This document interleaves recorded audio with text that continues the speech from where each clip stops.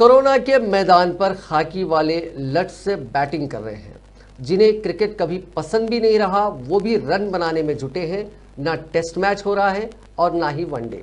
ये मैच भी अलग टाइप का है और एक तरफा है।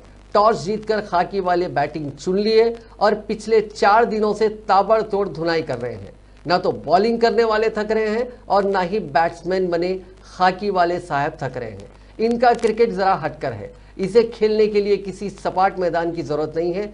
जहां चाहा अपना लट वाला बल्ला निकाल लिया और उतर गए सड़क पर। इसके बाद फिर शुरू हो जाती है बैटिंग। पर साहब जी जरा संभल कर, आपके ऊपर वाले साहब आप पर नजर रख रहे हैं।